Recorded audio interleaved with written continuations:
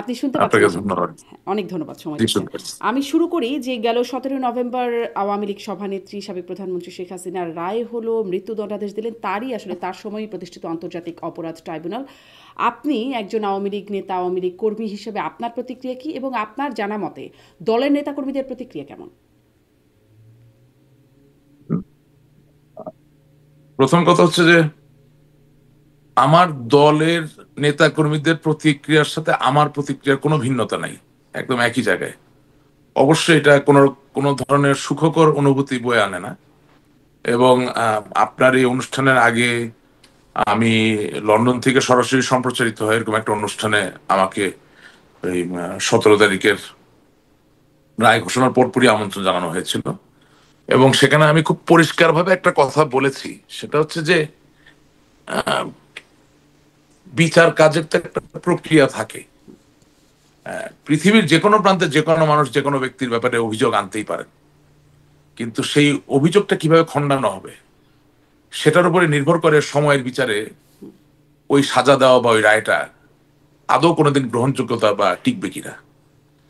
সেই মাপকাঠিতে অবশ্যই বাংলাদেশে এখন যা চলছে বা যা চলেছে এটা গ্রহণযোগ্য নয়। আচ্ছা, কিন্তু এই অভিযোগ খণ্ডানোর জন্য মানে আওয়ামী লীগের পক্ষ থেকে বা শেখ হাসিনার পক্ষ থেকে কি কোনো অ্যাপ্রোচ ছিল? মানে তার তো কোনো আইনজীবীও ছিলেন না আদালতে।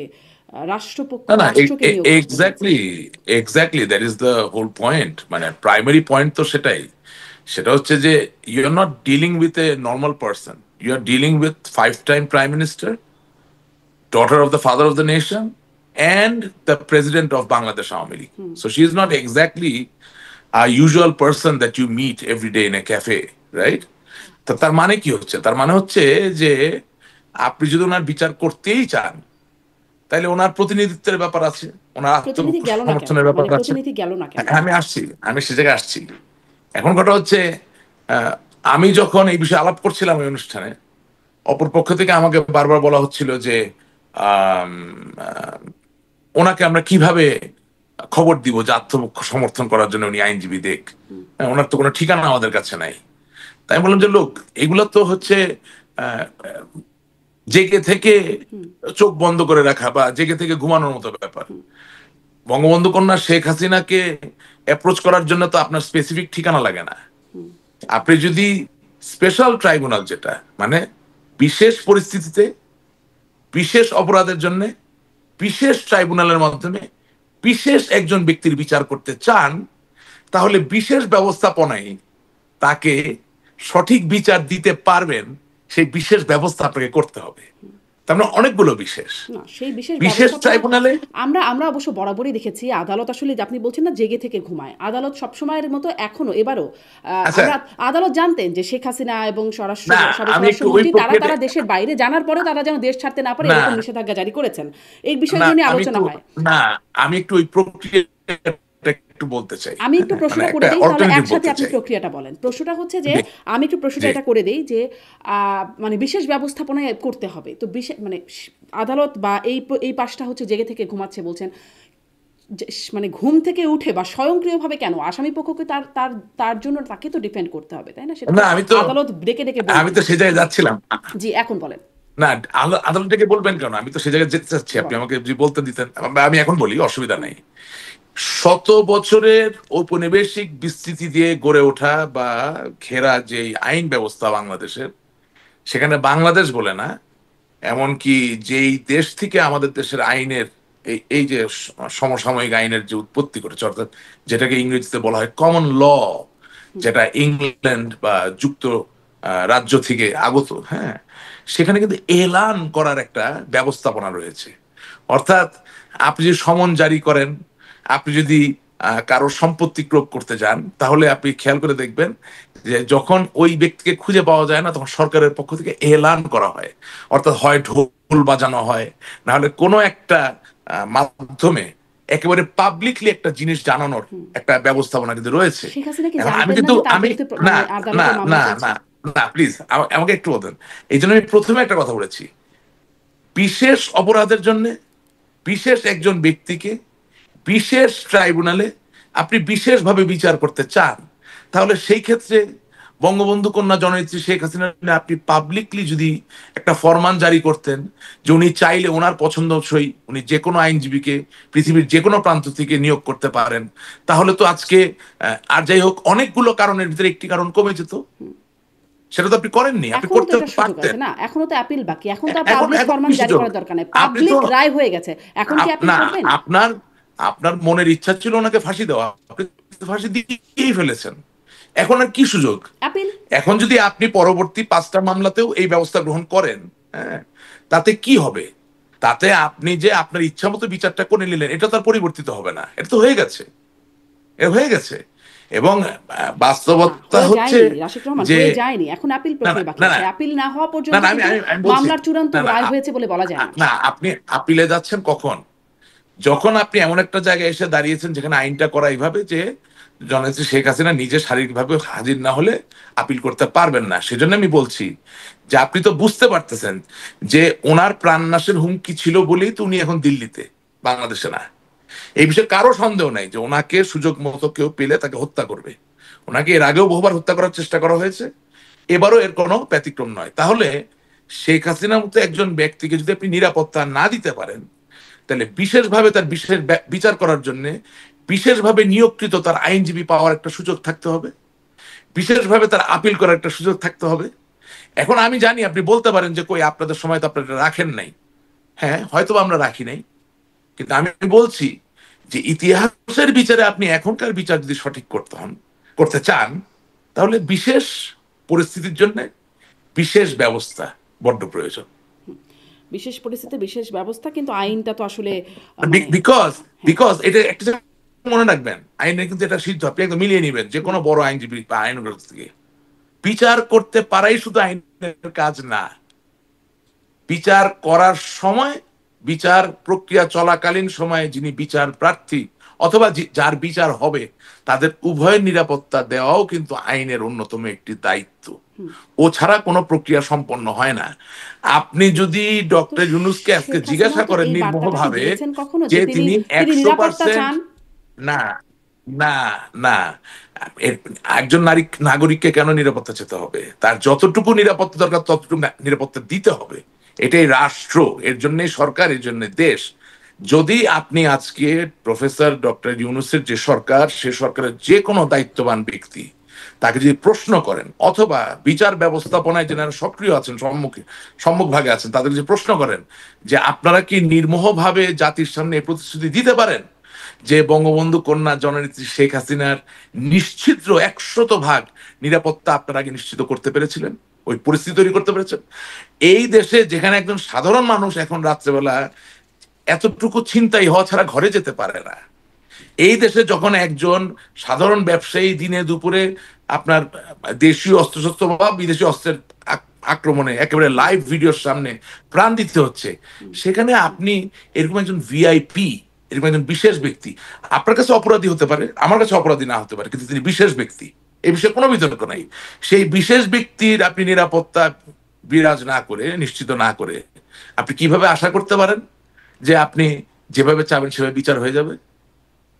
I'm saying if you want to do justice to the history of Bangladesh, and for time's sake, if you want to be absolutely correct, 100% on the altruistic side, then 110% you have to first ensure the security, well-being, and welfare of the person that you want to try.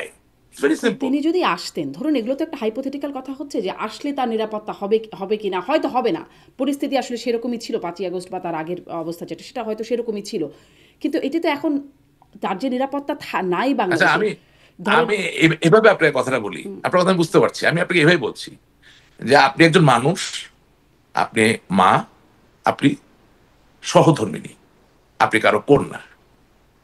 Believe me, আপনার মনে যদি এতটুকু শঙ্কা হয় যে কোথাও গেলে আপনার প্রাণনাশ হতে পারে, এটা হাইপোথেটিক্যাল নাকি কাগজে কলমে প্রমাণযোগ্য, এটার জন্য কি আপনি অপেক্ষা করবেন? তো সেটি তো আসলে সবার ক্ষেত্রেই প্রযোজ্য এই আচ্ছা, বিষয়টা, তাই না? এবং আমি আপনাকে জিজ্ঞাসা করছি, আপনার অ্যাকচুয়ালি নিউট্রাল থাকার কথা, নিউট্রাল থেকে আপনি উত্তরটা দিবেন। আপনার কাছে কি মনে হয় আপনি গত 15 মাসে এই বর্তমান ইউনূস সরকারের অধীনে যে বিচার ব্যবস্থার যা ফুটেজ বা যা দেখলেন, যেভাবে আসামিরা আক্রান্ত হচ্ছেন, যেভাবে আদালতে আইনজীবীদেরকে পেটানো হচ্ছে, মারা হচ্ছে, হ্যাঁ, আপনার অভিযুক্ত ব্যক্তিকে কাঠগড়ায় হাজির করার আগেই মোটামুটি গুরুতরভাবে আহত করে ফেলে, দেখে আপনার কাছে কি মনে হচ্ছে? আমার কাছে আসলে কি আপনি যে শেখ হাসিনা বিষয়গুলো নিরাপদ? আপনি যে বিষয়গুলোর কথা উল্লেখ করছেন সেই বিষয়গুলো নিঃসন্দেহে আমার কাছেও না নিন্দনীয় না, মনে আমি হচ্ছে, কিন্তু সেই এটা এটা নিন্দনীয় এটা বিষয়টা আগে যে হচ্ছে খুব কি, প্রশংসনীয় ছিল তাও না। অতএব না ওই না জায়গাটায় আসলে না না না, আমি কাউকে প্রশ্ন করছি না, আমি আপনার মাধ্যমে খুব সিম্পল কয়েকটা কোশ্চেন বাংলাদেশের জনগণের সামনে উপস্থাপন করছি। বিশ্বাস করেন, আপনি যখন বিচার নিয়ে কথা বলবেন আচ্ছা, তখন, এখন অ্যাপিল করার সুযোগ আছে, যথেষ্ট নিশ্ছিদ্র নিরাপত্তার কথা আপনি বলছিলেন, সেই নিরাপত্তা চেয়ে কি হ্যাঁ আপনার মনে হয় অ্যাপিল হ্যাঁ, করতে সরকার চাওয়া উচিত কেন শেখ হাসিনা? কেন সরকার তো এটাও করতে পারেন, ফরমান জারি করতে পারেন, এলান করতে পারেন এভাবে যে যদি বঙ্গবন্ধু কন্যা জননেত্রী শেখ হাসিনা বাংলাদেশের নিকটবর্তী কোন দূতাবাসের কাছাকাছি থাকেন, সেখানে তিনি নিজে উপস্থিত হয়ে একটা ওকালতনামা সই করার মাধ্যমে তার পছন্দনীয় আইনজীবী নিয়োগ দিতে পারেন। অথবা আমি তো বললাম বিশেষ ট্রাইব্যুনাল না, বিশেষ অপরাধ, তো এই ধরনের অপরাধ তো প্রতিদিন আপনি এই অভিযোগ দেখা যায় না, এবং বিশেষ ব্যক্তি, আপনি তো এটাও করতে পারেন যে of her own choosing she can choose a embassy where she will appear physically. প্রশ্ন হচ্ছে আপনি কি আসলে চান ফেয়ার বিচার হোক? আমার মনে হয় না। এই জন্যই আপনি বিশেষ ব্যবস্থা গ্রহণ করবেন না। এটা বাংলাদেশে নতুন কিছু না। আমরা বাংলাদেশে, আমি তার একদম ধোয়া তুলসী পাতা না, আমরা তো বিভিন্ন সময় আমাদের সুবিধাজনক ভাবে অনেক কিছু করেছি, এখানেও তাই হচ্ছে। আমাদের একটা ফাঁসির রায় দরকার, আমরা দিয়ে দিয়েছি। That's what we needed. আচ্ছা, এখন ধরেন এই যে নতুন গুম সংক্রান্ত মামলায়, যে আরেকটা মামলা যেখানে সেনা কর্মকর্তার অনেকেই আসামি হিসেবে আছেন, সেই মামলায় শেখ হাসিনার আইনজীবী হিসেবে রাষ্ট্রনিযুক্ত আইনজীবী হয়েছেন জেরাই খান পান্না। এই বিষয়ে আপনাদের মানে আপনার কি মনে হয়, এই বিষয়টা কেমন হলো? না, এই বিষয়ে আমার বক্তব্য খুব সহজ। যিনি অভিযুক্ত তার মতামত ছাড়া তো আপনি কোনো আইনজীবী নিয়োগ করতে পারেন না। আমি কাউকে ছোট করব না, কাউকে বড় করব না, আমি কোনো কনস্পিরেসি থিওরিও খুঁজবো না, আমি এত সস্তা জায়গায় যেতে চাই না। আমি দেখেছি যে এই নিয়োগ নিয়ে অনেক অনেক কিছু বলছে, আপনি নিজেও হয়তো বা মতামত লক্ষ্য দেবার করেছেন। কোনো প্রক্রিয়ায় কি মানে না আসামি না, পক্ষ আমার দিয়েছে? আমার জায়গা, আমার জায়গাটা সহজ, মানে আমি আপনি আবারও সব দায় আপনাকে বলছি। রাষ্ট্রপক্ষের উপর দিচ্ছেন বা রাষ্ট্রকে দিচ্ছেন, মতামত দেবার সেটার কোনো প্রক্রিয়া না, কি আমি কোনো আসামি দায়ী পক্ষ গেছে? রাষ্ট্র, আমি কোনো দায় রাষ্ট্র বা কারো উপরে দিচ্ছি না। আমি বলতে চাচ্ছি খুব সহজ ব্যাপার, আমি বলতে চাচ্ছি যে বাস্তবতার নিরিখে আপনি সত্যি যদি সময়ের প্রতি সুবিচার করতে চান, এবং এই যে 1400 মানুষ যারা মৃত্যুবরণ করেছে, শহীদ হয়েছে, আহ, আহত হয়েছেন, আক্রান্ত হয়েছেন, এগুলো তো সত্য, এগুলো হয়েছে, এগুলো তো মিথ্যা না। শুধু শুধু যে ছাত্র আক্রান্ত হয়েছে তা না, পুলিশ বাহিনীর, আমার পুলিশ বাহিনীর যা ভাইয়েরা যারা আছেন তারাও তো আক্রান্ত হয়েছেন, বিভিন্ন পর্যায়ের মানুষ আক্রান্ত হয়েছেন, নিহত হয়েছেন। আমার কথা হচ্ছে সত্যি এটাকে সামগ্রিকভাবে এভাবে বলতে হয় যে সময়ের প্রতি যদি সুবিচার করতে চান, এটা তো একজনের বিচার নয়, এটা একজনের বিচার প্রার্থিতা নয়, এটা একটা অনেক বড় একটা ব্যাপার, এবং বৃহৎ জায়গাগুলো বিশেষ হয়েই আমাদের সামনে আহ, উপনীত হয়, ঠিক আছে না? এই জন্য আমি বলছি যে আমি দায় কারো উপরে দিচ্ছি না। আমি বলতে চাচ্ছি যে আপনি যারা নিশ্চিদ্র নিখাদ বিচার বলতে চাচ্ছেন তা নিখাদ নয়, এবং আইনের ভাষায় যা একেবারে নিখাদ না তা দিয়ে আপনি কাউকে সাজা দিতে পারবেন না। আমি কি বুঝতে পারলাম কথাটা? সুতরাং যদি আপনি নিখাত করতে চান, ত্রুটিমুক্ত করতে চান, তাহলে ত্রুটিমুক্ত করার অনেক উপায় আছে, অবলম্বন আছে, আপনারা যেটা যে আবার উপায়গুলো আপনি, অবলম্বন করলেন না, মানে না না নিখাত না করার না, একটু, সেই একটা নিখাত। মিনিট শারমিন প্লিজ, জি। 1 minute, I beg your pardon. সেই উপায় বা অবলম্বন আপনারা গ্রহণ করবেন না। কারণ কেন করবেন না আমি বেশি কথা বলবো না, একটা উদাহরণ শুধু আপনাকে আমি দিব। আমি আপনাকে বললাম শারমিন, আগামীকালকে তো লিথাল উইপন ব্যবহার করা হবে। আপনি কে? আপনি গণমাধ্যম কর্মী, আপনি তো পুলিশের কেউ না, আপনার তো অস্ত্র অস্ত্র নাই, হ্যাঁ, আপনি সেনাবাহিনীর কেউ না। এখন কোন এক জায়গায় লিথাল উইপন ব্যবহার করার কারণে কেউ মারা গেলেন, আইনের চোখে আপনি কিভাবে এটাকে সংযুক্ত করবেন? যদি রাজসাক্ষী সেটাতে আপ- অ্যাপ্রুভ করেন যে হ্যাঁ হয়েছে, No, no, no, no, no, no, না, আমি একটা অডিও ক্লিপের কথা বললাম, রাজশাহীতে পরে যাচ্ছি, আমি সেই বিষয়ে একটা অডিও উদাহরণ ক্লিপের দিচ্ছি। সাথে যদি একটা সাক্ষী সে যদি সেটা করবোরেট না করে না তাহলে? না না না না, নট এট অল। অডিও ক্লিপটা যদি আব্দুল্লাহ আল মামুন পুলিশের আইজিপি কে উনি বলতেন যে লিথাল উইপন ব্যবহার করো, সেই অডিও যদি দেখাতে পারতেন তাহলে সরাসরি সংযুক্ত হয়ে গেল। আমি আপনাকে ওই কথাটা বলতে না, চাচ্ছি আসলে আদালতে কি যে প্রমাণিত না না হয়েছে না আর কি আমি না, একটু সেই একটু বিষয়ে একটু আমরা এখন ভাই আর্গুমেন্ট শোনেন করতে পারি না, না রাশিদ না রহমান। না না না না আমি কারো কিছু আমি বলতে চাচ্ছি যে কাউকে ফাঁসি দেওয়া এত সহজ না নিশ্চয়ই। যে আপনি একটা অডিও রেকর্ডিং আনলেন আর পরবর্তী ঘটনার সাথে মিলিয়ে বলে দিলেন। নো, একটা ফাঁসির ঘটনায় যিনি হত্যার হুকুম দেন আর যিনি হত্যা করেন তাদের ভিতরে যে সেতু বন্ধন সেটাকে প্রমাণ করতে হয়।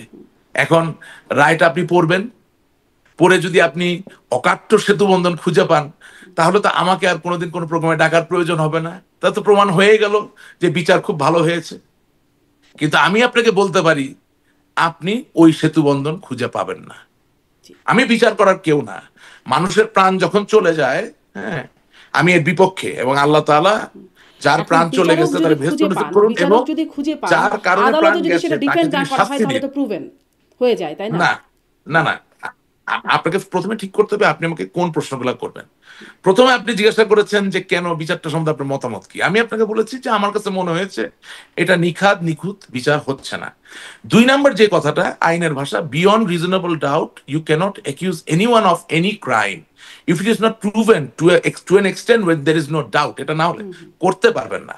তা আমি আপনাকে বলছি যে আব্দুল্লাহ মামুন সাহেব রাজসাক্ষী তো দিতেই পারেন নিজেকে বাঁচানোর জন্য, কিন্তু কোর্টের যে রায় সেটা তো হারিয়ে যায়নি। আপনি একটা কপি চাইলে পাবেন।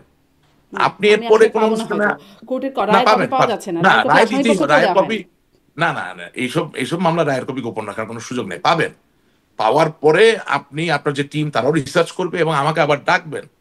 এবং শুধুমাত্র একজন বিবেকবান মানুষ হিসেবে আপনি যদি মনে করেন যে ওই যে বললাম যে হত্যার হুকুম এবং হত্যাকাণ্ডের মাঝে যে সেতুবন্ধন থাকার কথা, যাকে ইংরেজিতে আমরা বলি কানেক্টিভিটি, সেটা যদি প্রতিষ্ঠিত আপনি দেখাতে পারেন, আমি তাহলে এটা নিয়ে আর কোনোদিন কোনো কথা রাশিদ বলবো রহমান, না। একদমই একদমই স্পষ্ট। কিন্তু আমি আর আপনি কি কনভিন্স হচ্ছি বা হচ্ছি না তাতে তো আসলে কিছুই যায় আসে না। আদালতে এই বিষয়টা কনভিন্স হতে হবে। আদালত যদি, দেশের আদালত যদি কনভিন্স হয়ে বলেন সেটা যদি শিওর, ভুল হয়, আমাদের কিন্তু কিছু বলার থাকে না, যেটা সেখানে আসলে রাষ্ট্রপক্ষ বা আসামি না পক্ষকেই তখন এই ডিফেন্ড জন্য করতে হবে বা অ্যাপিল করতে হবে। এজন্যই অ্যাপিলের সুযোগ বা রিভিউয়ের সুযোগ, এই বিষয়গুলো থাকে। এই এই জন্য আপনার অনুষ্ঠানে সবসময় আমি একটা কথা বলি যে কিছু কিছু ঘটনা আছে এগুলো আলাপ করে আসলে কোনো লাভ নাই। কারণ কি, যদি আজ আমার বিদায় হয় কোনো গণ অভ্যুত্থান বিপ্লবের কারণে, তাহলে আমার ওই একই রকম জোয়ার নিয়ে এসেই তো এটা ন্যায্য ছিল কি ছিল না সেই জায়গাটা তৈরি করতে হবে। ঠিক আছে, ফরাসি বিপ্লব কোথা থেকে হয়েছে, কে করেছে, তাকে একেবারে কম্পাস দিয়ে আপনি খুঁজে বের করে দিতে পারবেন পারবেন না, কিন্তু হয়ে তো গেছে। জি, রাশিদ রহমান, শুধু এটি তাই না, স্পষ্ট শুধু আপনার তাই বক্তব্য না, থেকে, এটি স্পষ্ট আপনার প্রতিক্রিয়াটা স্পষ্ট। আপনি মনে করছেন এটি নিখাদ নিখুঁত হয় নাই, একদম স্পষ্ট। আমি এতটুকুই দর্শকদের জন্য না গ্রহণ করলাম। এবারে আমি একটু এই হয় প্রশ্নটা নাই। করি, আপনি কি মনে করেন যে এই ঘটনায় বিচার হওয়া উচিত, শেখ হাসিনার বিচার হওয়া উচিত? আপনি কি মনে করেন? আমি মনে করি বাংলাদেশের যে কোনো মানুষের ব্যাপারে যে কোনো লোক অভিযোগ দিতে পারে, তার তদন্ত হতে পারে, বিচার হতে পারে। এই জন্য তো বাংলাদেশ স্বাধীন রাষ্ট্র। কিন্তু এর মানে এই না যে আপনি ক্যাঙ্গারু কোর্ট বানিয়ে কাউকে ঝুলিয়ে দিবেন, কাউকে মেরে দিবেন, কাউকে ফাঁসি দিয়ে দিবেন। আমি তো কাউকে খোদার জায়গায় বসাবো না, আই এম সরি। আমি খুব ভালো মানের মুসলমান না হলে মুসলমান, আমি আল্লাহ বিশ্বাস করি, আমি মনে করি আল্লাহর নিচেই তো মানুষ। আমি তো কাউকে খোদার জায়গায় বসাইতে পারতেছি না, ঠিক আছে না? তো এখন কথা হচ্ছে যে আহ, আহ, বঙ্গবন্ধু শেখ মুজিবুর রহমানের নামে মামলা হয়েছিল না? হয়েছিল তো। উনি জনগণের ভালোবাসা দিয়ে প্রমাণ করে দিয়েছেন কিসের মামলা কিসের বিচার। তো কথা হচ্ছে মামলা তো আপনি করতেই পারেন নাকি, না করতে পারেন তো, এটা তো অধিকার। হ্যাঁ, আপনি মার্কিন যুক্তরাষ্ট্রে আছেন, ডোনাল্ড ট্রাম্পের বিরুদ্ধেও তো কেউ একজন গিয়ে অভিযোগ করতে পারে, পারে না? তাতে তো আর তার প্রাণ নাশ হবে না। কিন্তু আমার প্রশ্নটা হচ্ছে সম্পূর্ণ অন্য জায়গায়, যে আপনার নামে অভিযোগ দেওয়া হলো বলেই কি আপনার প্রাণ নাশের ঝুঁকি থাকবে? বা আপনার নামে অভিযোগ দেওয়া হলো বলেই কি সরকার আর আপনাকে রক্ষা করবে না? তার ব্যাপারটা মানে কিরকম? রাশিদ রহমান, আপনি মনে করেন যে মানে বিচার হওয়া উচিত, কিন্তু বিচারের যে রায় সেটিতে আপনি মানে সেটিকে নিখাদ নিখুঁত বলে সন্তুষ্ট হতে পারছেন না, এটাই? না, আমি আমি বলছি বিচারের প্রক্রিয়াটা নিখাত নয়। কিন্তু মানে আমি আমি আপনিও এমন বলছিলেন, কোন আপনিও রেফার সেটা করছিলেন জাতিসংঘের সেই আমি প্রতিবেদনকে দেখে আমি মানুষ। আপনাকে হ্যাঁ, বলছি আমরা পরিশ্রম করি, হ্যাঁ, আমাদের আমাদের মনের জায়গাটা, মনের জগৎটা এই রাজনীতি, এই আইন অঙ্গন, এটা নিয়েই তো, এটা আমাদের জীবনের তো একটা ক্যারিয়ারের একটা অংশ, ঠিক আছে না? I take things very seriously. So আমি আপনাকে আমার মুখ থেকে যা বলবো সেটা আজ থেকে 50 বছর পরেও যাতে কোনো একাডেমিক ডিসকোর্স বা এন্ডেভারে সঠিকভাবে ব্যবহার করা যায় সেভাবে কথা বলবো। আমি যা জানি না তা নিয়ে আমি কথা বলি না, বলতে চাই না। আমি বলতে চাচ্ছি আমি কি দেখেছি, যা দেখেছি তার থেকে মনে হচ্ছে এই বিচারিক প্রক্রিয়া সঠিক নয়। এখন বিচারিক প্রক্রিয়া যদি সঠিক না হয় তাহলে যুক্তিসঙ্গত ভাবে সেই বিচারের যে রায়, সেই রায় নিয়েও তো প্রশ্ন থাকবে। জি, মানে ওইটাই তাহলে সামারি কি এটা করা যায় যে আপনি চান বিচার হোক কিন্তু এই বিচারের যে রায়টা সেটিতে আপনি সন্তুষ্ট নন? না, আমি চাই বিচার হোক না, আমি বলতেছি বিচার প্রাপ্তি তার অধিকার সকলের। বিচার চাওয়া, বিচার পাওয়া, জি, দুটার অধিকার সমান, আপনি বলছিলেন এটা যে আমি বলতে জাতিসংঘের চাচ্ছি। সেই রিপোর্টের যে সেই সংখ্যাটা 1400 সেটি আপনিও বলছিলেন যে এত মানুষ মারা গেছেন। মারা গেছে, একটা একটা কখনো আমি সেটা সমর্থন করি না। হ্যাঁ, এই যে মানে শুরু থেকেই আমরা যদি 5ই আগস্টের পরে শেখ হাসিনার ভার্চুয়াল যে বক্তব্য সেখানে আমরা তাকে কখনো মানে কোনো রকম অনুশোচনা বরাবরই আসলে সহানুভূতি তিনি প্রকাশ করেছেন নিহত আহতদের প্রতি, কিন্তু অনুশোচনা করেন নাই। কিন্তু তিনি বা কিছু রেসপন্সিবিলিটি স্বীকার করেন নাই। কিন্তু তিনি সম্প্রতি যে গণমাধ্যমগুলোতে, আন্তর্জাতিক গণমাধ্যমগুলোতে যে সাক্ষাৎকার, সেখানে তিনি বলেছেন যে তিনি আলটিমেট লিডারশিপ রেসপন্সিবিলিটি সেটা তিনি নিচ্ছেন। এই আলটিমেট লিডারশিপ রেসপন্সিবিলিটির জন্য কি বিচার হওয়া উচিত বলে মনে করেন কিনা?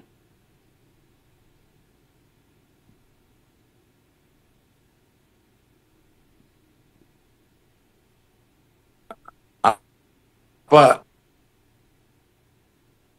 কেটে গেছে, আপনি কি আরেকবার একটু বলবেন? কথা একটু কেটে গেছে।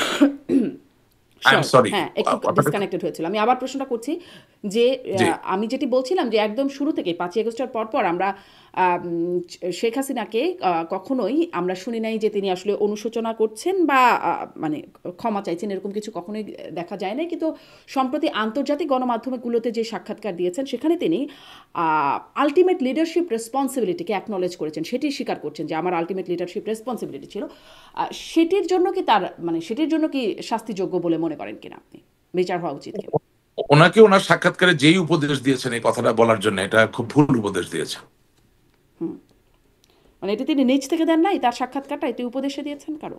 এটা তো আমি বলতে পারছি না, কারণ মানে ওনার সাথে তার ওইভাবে সরাসরি যোগাযোগ আমি কেন অনেকেরই নাই। তাহলে এবং কেন মনে হলো যেই উপদেশ দিয়েছেন উপদেশটা তিনি কারো কাছ থেকে না, নিয়েছেন? সুপিরিয়র রেসপন্সিবিলিটি বা আলটিমেট রেসপন্সিবিলিটি, আমার কাছে মনে হয়েছে যে যেই উপদেশ দিচ্ছেন এটা বলার জন্য সঠিক হয়নি উপদেশটা। আর তিনি নিজে বলতে এখন পারেন কোন না এই কথা? এখন কোন সাক্ষাৎকার দিয়ে তো আর আপনি কাউকে ডাইরেক্টলি গিলটি করে ফেলতে পারেন না। না। বাট আমি বলতে চাচ্ছি যে আমি যদি সেই জায়গায় উপদেশ ওনাকে দিতাম, উনি যে চাইতেন, আমার যে সেই সুযোগ থাকতো, আমি অবশ্যই ওনাকে বলতাম যে ফুফু আপনি এই কথাটা বলবেন না, এটা বলবেন না, এটা আমি ওনাকে বলতাম। কারণ হয় কি, যখন আপনি কোনো বিচারের আওতায় থাকেন বা তদন্তের আওতায় থাকেন তখন কথা কম বলতে হয়। হ্যাঁ, কারণ অনেক সময় অনেক ইনোসেন্ট কথায় মানুষ সুযোগ নিয়ে নেয়। I hope you understand what I am trying to say. মানে আইনের একটা খুব বড় উপদেশের বা পরামর্শের জায়গা আছে, যে আইনজীবীরও কখনো বেশি কথা বলতে হয় না, যিনি বিচার প্রার্থী তারও কখনো বেশি কথা বলতে হয় না। যখন একটা প্রক্রিয়া শুরু হয়ে যায় তখন ওই প্রক্রিয়ার মাঝে যা আছে অতটুকু থেকেই কথা বলতে হয়। কারণ আপনাকে মনে রাখতে হবে যে তাহলে আবার আসলে আপনাকে তিনি কথা কি বলি। করবেন? মানে আপনি আপনার না জায়গা থেকে যদি আমি সুযোগ থাকতো আপনি এই আমি পরামর্শ দিতেন আমি বলছেন? না না হ্যাঁ। না না আপ আমি আবার আপনাকে কথাটা বলি। বিশেষ অপরাধের বিশেষ পরিস্থিতিতে বিশেষ ব্যক্তির বিশেষ বিচারে শুধুমাত্র দেশের মানুষ ওনাকে বিচার করছেন না, বা ইউনূস সরকারের গুটি কয়েক লোক তার বিচার করছেন না, সারা পৃথিবী তাকে বিচার করছেন। সুতরাং উনি কি বলবেন বা বলবেন না সেটা বলার আগেও তো ওনার আইন পেশায় সিদ্ধ সক্ষম ব্যক্তিদের পরামর্শ নিয়েই সাক্ষাৎকার দেওয়া উচিত আমি মনে করি। এবং আমি দেখেছি উনি অনেক লেখাপড়া করে, মানে উনি তো মানে she has a great knack, she reads a lot, হ্যাঁ, which is a very good thing. তাছাড়া তো ধরেন 15 বছর একটা দেশ চালানো যায় না, ভালো মন্দ যেভাবে দেখেন না কেন, it's just not possible, you have to have some special gift. আমি বিশ্বাস করি ওনার এই কথা বললে উনি এখন একমত হবে যে হ্যাঁ কথা ঠিক। কারণ বিশেষ পরিস্থিতিতে কথা বলতে গেলেও হ্যাঁ, আপনি আইনজীবী নিয়োগ করতে পারেন না না পারেন, আপনার একজন আইনজীবীর পরামর্শ নিয়েই কথা বলা উচিত। কারণ আপনাদের তো তো শুধু তিনি বাংলাদেশের আইনজীবীর ভিতরে পরামর্শ মানুষ নিয়ে কথা বলেন না, না। এটাও বা আপনি নিশ্চিত কি করে হচ্ছেন? তিনি তো আসলে আমি বলছি লিখিত, মানে ইমেইলে হ্যাঁ, রিপ্লাই করেছেন, সরাসরি হ্যাঁ, কথা বলেন। আমি বলছি বাংলাদেশের ভিতরেই তো আপনি শুধু বিচার হচ্ছে না, হুম, সমস্ত বিশ্বব্যাপী মানুষ যারা বাংলাদেশকে নিয়ে চিন্তিত তারা সকলে তাদের চোখের সামনে আপনার বিচারের সম্মুখীন হচ্ছেন। হুম। এবং যেহেতু আপনি লিখিত সাক্ষাৎকার দিচ্ছেন, সেখানে তো আপনার আরো এই কথা বলা উচিত না। উচিত না ভাই, মানে আমি আমি আওয়ামী লীগ করি, আমি সেই জায়গা থেকে বললাম উচিত না। আচ্ছা, শেখ হাসিনা যেটি বলেছেন এখন সেটি তার এখন বলার আমি কেউ হলে নেই। ওনাকে কি বলতে বলতাম এটা আমাকে জিজ্ঞাসা করবেন না, এটার উত্তর আমি দিব না। কেন উত্তর কারণ এটা দিবেন তো না আমার কেন? স্কিল। হ্যাঁ, এটা আমার স্কিল। যদি বাংলাদেশ আওয়ামী লীগের সভানেত্রী আমাকে কোনোদিন জিজ্ঞাসা করেন যে রাশেক রহমান তোমার এক্সপার্ট ওপিনিয়ন আমাকে দাও, এটা তো আমি ওনার জন্য রেখে দিয়েছি, এটা তো আপনাকে আমি দিব না। আচ্ছা, আচ্ছা, তো উনার দিস জন্য ইজ ফর হার, আচ্ছা, মানে উনি যেটা দিস করছেন, is for the party, this is for Awami League, এটা আওয়ামী লীগের জন্য। উনি যেহেতু ইমেইলে একদম লিখিত বক্তব্য দিচ্ছেন, ধরে নেওয়া যায় যে ভুল তিনি করেছেন, সুচিন্তিত আমি বক্তব্য এটা ভুল দিচ্ছেন। হয়েছে। আমি বলছি শুনেন, প্রথম কথা বিচারটা ত্রুটিপূর্ণ, বিচারটা নিয়ে প্রশ্ন করা যায়, এটা আপনার সামনে পরিষ্কার করলাম। 2 নাম্বার কথা, একইভাবে এইসব বিশেষ বিশেষ পরিস্থিতিতে লিখিত সাক্ষাৎকার দিতে হয় না, আর দিলেও এই আমার এখানে টিকটিকি টিকটিকি করছে, হ্যাঁ, দিলেও এমন কারোর সাথে আলাপ করে সাক্ষাৎকারটা দিতে হতো যিনি বোঝেন যে আইনের পরিভাষায় বা আইনের প্রেক্ষিতে কতটুকু বলা উচিত কতটুকু বলা উচিত না। আচ্ছা, তার মানে আপনি মনে করছেন আলটিমেট লিডারশিপ রেসপন্সিবিলিটি সেটা স্বীকার করাটা ঠিক হয় নাই, কিন্তু তিনি একটা যে এক জায়গায় যে বলেছেন তা স্বীকার না। না, আমি উনি আরেকটু প্রশ্নটা করি শুনেন, রাশেক রহমান, স্বীকার কারণ না তার অস্বীকার আগে না, না আমি একটু শেষ করি, আপনি আমাকে পুরো প্রশ্নটা শুনে তারপর বলেন। সজীবদের আলটিমেট জয় তিনিও বলেছেন কিছু ইনিশিয়াল মিস্টেকের কথা, এপিকে দেওয়া সাক্ষাৎকারে, সেটি নিয়ে সম্ভবত কথা হয়েছে কিনা আপনার সাথে, কিন্তু তিনিও স্বীকার করেছেন ইনিশিয়াল মিস্টেক আছে।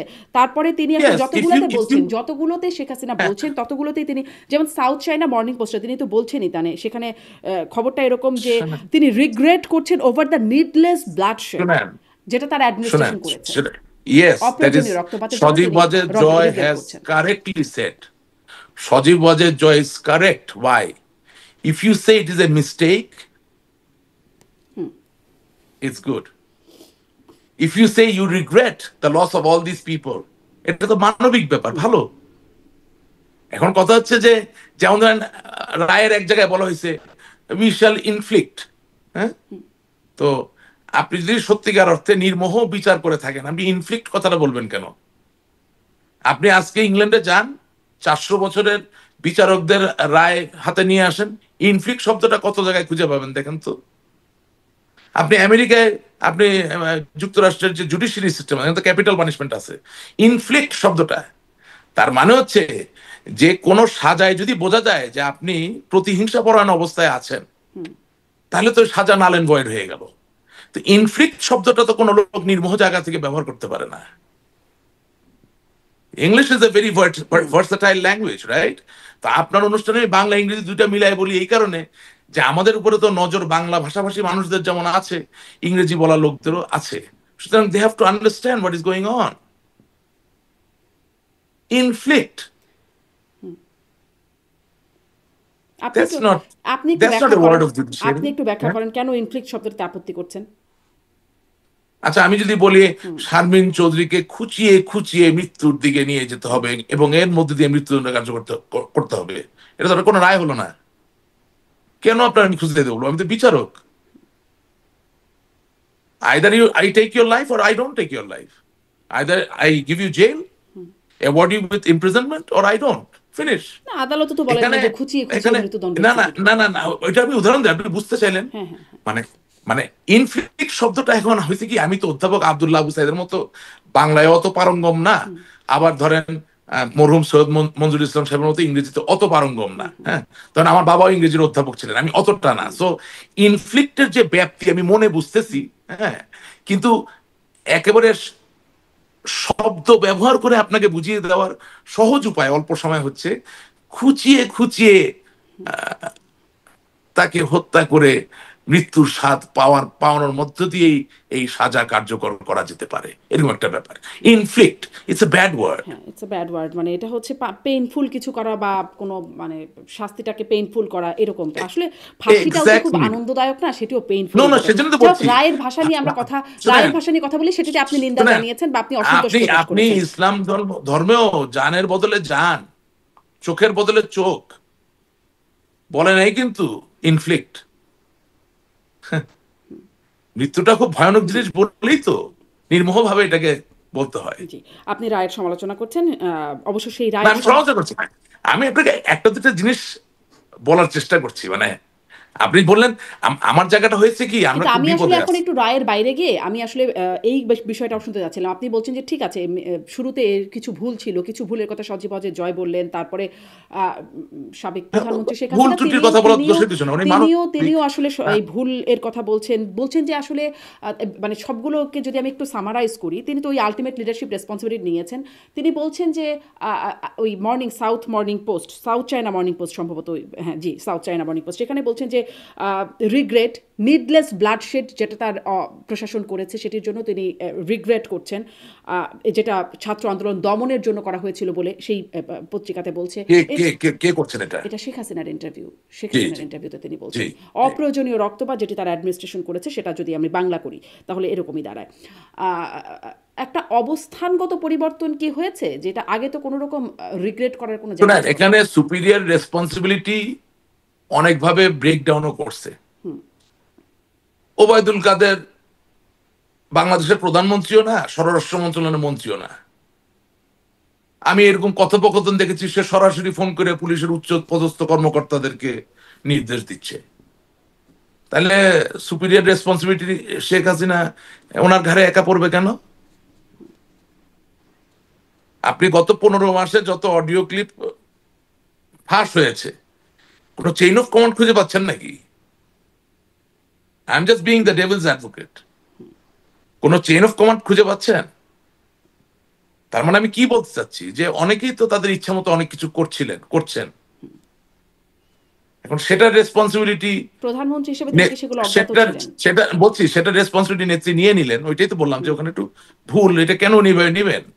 কারণ আমি নিজেই তো বুঝতেছি, আপনি আপনি যদি আওয়ামী লীগ সরকারের একজন মন্ত্রী হিসেবে কোনো আহ, পুলিশ কর্মকর্তা যার ধরেন খুব ভালো করতে ইচ্ছা করে বা আরো বড় হইতে ইচ্ছা করে, তাকে যদি ফোন করে বলেন এই ওখানে 2টা গুলি মেরে দিয়ে তোরে প্রমোশন দেওয়া হইতে পারে তার কথায়, তো সেটার রেসপন্সিবিলিটি আমি নিব কেন? আমি আপনাকে প্রতিটা জিনিস যুক্তি দিয়ে বলার চেষ্টা করছি। আপনি দেখেন কুমিল্লার কিন্তু এই তিনি সুপিরিয়র ঐতিহ্যবাহী লিডার কুমিল্লা। হিসেবে তিনি তো লিডারশিপ না রেসপন্সিবিলিটি নেবেনই না, না যে তার না অধীনস্থ না লিডাররা না এরকম ভাবে কথা বলছেন বা কাজ না, করছেন। সেটা সেটা আমি যাচ্ছি, একে একে যাচ্ছি আপনার সাথে। তো এই জন্য অনুষ্ঠানে আসি, ভালো লাগে যে বিস্তৃত ভাবে আলাপ করা যায়। বিপদ আছে, বিস্তৃত ভাবে আলাপ করি, দলের ভালোর জন্য করি, দেশের ভালোর জন্য করি, আবার দেখি যে আমার দলেরই কিছু লোক বেশি বুঝে, মানে আপনাকে কি বললাম ওই কথা না বুঝে দেখা যায় বিভিন্ন আজে বাজে কথাবার্তা, মানে যেটা 15 বছর আওয়ামী লীগে চলছে, নিজেরা নিজেদেরকে খেয়ে ফেলা, হ্যাঁ, বা নিজেরা নিজেদেরকে ধ্বংস করা, এখনো এটা চলছে, এটা কোনো ব্যতিক্রম হয় না। ভয় দেখানো, বুঝলেন না, আমাকে সোশ্যাল মিডিয়ায় পোস্ট দিয়ে ভয় দেখায় যে আপনি যদি আবার এই ধরনের কথা বলেন তাহলে কিন্তু আপনার, আমি জানি বেটা জীবনে সব হারাইলাম, তোর ওই এক পোস্ট আমার কি যায়, ছাগল কোথায় গেল, বুঝলেন না কথাটা? হ্যাঁ, তুই 15 বছর তো এইভাবে দলটা 12টা বাজাইছিস, তোরা একটা সিন্ডিকেটের অংশ হয়ে এখনো তোরা একই কাজ করতেছিস। বাংলাদেশের মানুষের আওয়ামী লীগকে প্রয়োজন, বাংলাদেশের মানুষের বঙ্গবন্ধুর আওয়ামী লীগকে প্রয়োজন। এই পাপিয়া কাণ্ডের সাথে জড়িত লোকদের আওয়ামী লীগকে প্রয়োজন নাই। এই অর্থ পাচার আওয়ামী লীগের বাংলাদেশের মানুষের প্রয়োজন নাই। এই অন্যায়ের সাথে সরাসরি ভাবে সম্পৃক্ত যে মানুষগুলো, তাদের ওই আওয়ামী লীগের বাংলাদেশের মানুষ। বাংলাদেশের মানুষের প্রয়োজন ওই বঙ্গবন্ধুর আওয়ামী লীগ, যেটা বাংলাদেশের মানুষের কথা বলে।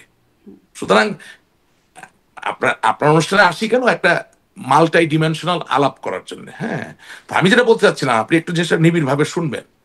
এই 15 মাসে কিন্তু আমরা অনেক কিছু পেয়েছি, অনেক কিছু শিখেছি। কিভাবে? আপনি দেখেন, আমার বাবা কুমিল্লার জেলা প্রশাসক ছিলেন অনেক আগে, আপনার 1976-77-এ। সেই সময় কুমিল্লায় 2জন কিংবদন্তি রাজনৈতিক পুরুষ, একজন বাহার চাচা, আরেকজন আফজাল চাচা। ঠিক আছে, আফজাল চাচা দুনিয়ায় নাই, তিনি মরহুম, পৃথিবী ছেড়ে চলে গেছেন, কিন্তু বাহার সাহেব আছেন। হ্যাঁ, আচ্ছা, বাট তারা কিন্তু পোর খাওয়া politician, and they are leaders of the people. আপনি এটা যদি খেয়াল করবেন, কুমিল্লা বিভাগ নিয়ে যখন একটা ছোট তর্ক বিতর্ক মাননীয় প্রধানমন্ত্রীর সাথে, তৎকালীন জননেত্রী শেখ হাসিনার সাথে হলো, বাহার সাহেব স্টুড বিসাইড হিজ পিপল। উনি খুব বিনয়ের সাথেই, আপা আপা আপা বিনয়ের সাথে, কিন্তু উনি কুমিল্লার নামে যে বিভক্ত হবে এই দাবিটা ছাড়েন নাই। অথচ ওই সময় আমরা অনেক পলিটিশিয়ানকে দেখছি সত্য হোক মিথ্যা হোক ন্যায় হোক অন্যায় হোক কথা বলার শক্তি তাদের ছিল না, কিন্তু বাহার সাহেবের ছিল। আমি এই রেফারেন্সটা এই কারণে আনছি, আপনি দেখেন কিছুদিন আগে একটা অডিও ক্লিপ ফাঁস হলো, সেখানে দেখা গেল যে জনাব ওবায়দুল কাদের সাহেব বাহার সাহেবকে ফোন করে ডাইরেক্ট বলতেছেন, বাহার তুমি কুমিল্লা বিশ্ববিদ্যালয় টেক ওভার করো। এখন দেখেন কেন বাহার সাহেব একটা ট্রু আওয়ামী লীগের পলিটিশিয়ান, উনি কথাটা শুনে তার ভিতরে কোনো উলম্ফন, কোনো উত্তেজনা বা কোনো উন্মাদনা ছিল না। তার কণ্ঠে আমি বুঝলাম যে তিনি একটু পিছিয়ে গেলেন, পিছিয়ে গিয়ে বললেন যে ওটা তো লোটাস কামাল সাহেবের এলাকা। ওবায়দুল কাদের সাহেব বললেন, নেত্রী তোমাকে বলছে টেক ওভার করতে, জিনিসটা বোঝেন। উনি কিন্তু এই কথা শোনার পরও তার ভিতরে কোনো উত্তেজনা বা টেক ওভার করার কোনো ইচ্ছা দেখা যায়নি। তিনি বলেছেন আচ্ছা আমি চিন্তা করবো। আপনি কিন্তু অডিওটা শুনে দেখবেন। তার মানে কি? তার মানে বাহার সাহেব বোঝেন যে হয়তোবা কুমিল্লা বিশ্ববিদ্যালয়ের লোটাস কামাল নিয়ন্ত্রণ করতে পারছেন না, হয়তোবা সেখানে জামাত শিবির ছাত্রদল অনেক বেড়ে যাচ্ছে, কিন্তু Lotus Kamal is still the sitting finance minister of Bangladesh, অথবা কোন স্ট্যান্ডিং কমিটির সভাপতি, অথবা তিনি পরিকল্পনা মন্ত্রী। ওটা টাইমলাইনটা আসে নাই। তার মানে উনি বোঝেন যে দলীয় শৃঙ্খলা উনি ঝাঁপ দিয়ে ঢুকলে হবে কি, যে ওখানে শৃঙ্খলাটা ধ্বংস হয়ে যাবে, দুজনের একটা সংঘাত তৈরি হবে। ওয়ারেস আপনি ফোনে বাহার সাহেবকে আপনার বৃত্ত না মনে করে, লোটাস কামালকে আপনার বৃত্ত মনে না করে যদি আপনি বলতেন যে বাহার সাহেব বা বাহার, জুনিয়র সিনিয়র ব্যাপার আছে, তুমি চলে আসো, তোমাকে আর লোটাস কামাল সাহেবকে নিয়ে একটু চা খাবো। একটু চা খেয়ে নেত্রী বলছেন কুমিল্লা বিশ্ববিদ্যালয়টা কিভাবে একটু নিয়ন্ত্রণ করা যেটা আলাপ করব। আপনার কাছে কি মনে হয় কোনটা বেশি পলিটিক্যাল? সো এই উদাহরণটা আমি দিচ্ছি এই কারণে যে আজও নেত্রী বলছেন কিনা ও আল্লাহ ছাড়া আর কেউ জানে না। তার থেকেও বড় কথা বলে থাকলো একটা উদাহরণ না দিলেন বাহার না সাহেবের না উদাহরণ। না না না আমি বলছি বলে থাকলো, আমি বিশ্বাস করি না জননেত্রী শেখ হাসিনা বিভাজন তৈরি করার জন্য নির্দেশনা দিয়েছেন। তাহলে সাধারণ সম্পাদকের দায়িত্বটা কি ছিল? অবশ্যই নেত্রীর নির্দেশই পালন করবেন, কিন্তু করবেন ইন পলিটিক্যাল ওয়ে। কেউ তো আপনার কাজের লোক না। সেই পলিটিক্যাল ওয়েতে করছেন, মানে আপনি যেভাবে বলছেন যে বাহার সাহেব যেভাবে দলীয় শৃঙ্খলা রাখার জন্য যেটি করেছেন, না আপনি কি এখন দলীয় তো শৃঙ্খলা রাখার জন্য সেভাবে মেইনটেইন করছেন? এখন তো আপা আমি কি করছি আপনি আমাকে বলেন, আমি কি করছি? আমি তো অগাধ এই যে আস্থা ধরেন নিয়ে ওবায়দুল কাদের সম্পর্কে বলছেন না বা না আওয়ামী না লীগের না সিনিয়র নেতাদের সম্পর্কে বলছেন, আমি তো সমালোচনা। আমি তো অগাধ আস্থা নিয়েই এই নেতৃত্বের প্রতি সম্মান দেখি তো আমি আছি বা ছিলাম বা থাকবো। কিন্তু যদি পলিটিক্যালি কেউ ব্লান্ডার করতে থাকেন, আপনি আমাকে বলেন তো কারে বলবো, কোথায় বলবো? আমরা তো বিশেষ পরিস্থিতিতে আছি, তাই না? আপনি আপনি মনে করেন আমি একটা মানুষের তো বিবেক থাকে, একটা বিবেক থাকে না মানুষের, কম বেশি থাকে। হ্যাঁ,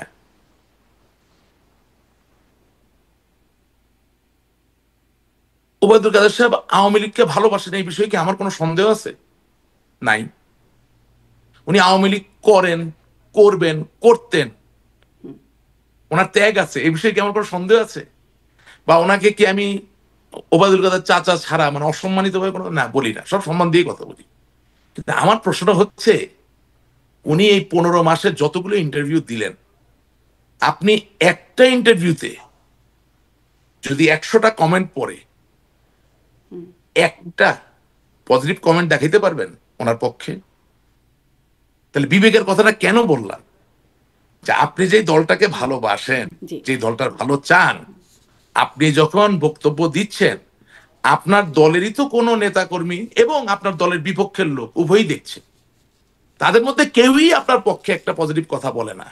তা আপনি কি একটু আপাতত আমি ধরে নিলাম আপনি চাণক্য, আমি ধরে নিলাম আপনি ম্যাকিয়াভেলি, আমি ধরে নিলাম আপনি শানসু, আমি ধরে নিলাম আপনি নেপোলিয়ান বনে, সব ধরে নিলাম, তারপরেও কি একটু সময়ের জন্য একটু ক্ষমা দেওয়া যায় না জাতিটারে? একটু থামা যায় না? আপনি কি মনে করেন এখন যে বক্তব্য, আপনাদের বক্তব্য বলার মতো কোথাও কোনো জায়গা নাই? না না আপনাকে বলি, আপনি আজকে জননেত্রী শেখ হাসিনা ইন্টারভিউর কথা বলছেন, আপনি কি ওবায়দুল কাদের সাহেবের কথার সাথে জননেত্রী শেখ হাসিনার কথার মিল পাচ্ছেন? কোন কথা? কোনো কথারই তো মিল নাই। আপনাদের তো কারোর কথার তো সাথে কারোর কথা মিল হ্যাঁ, হয় না। তার ভাইরা এক্স্যাক্টলি। তা আমি তাহলে এই কথাগুলো কেন বলছি? আমি বলছি কি, যে নেত্রী যদি দলের সভানেত্রী হন, উনি একা কথা বলুক।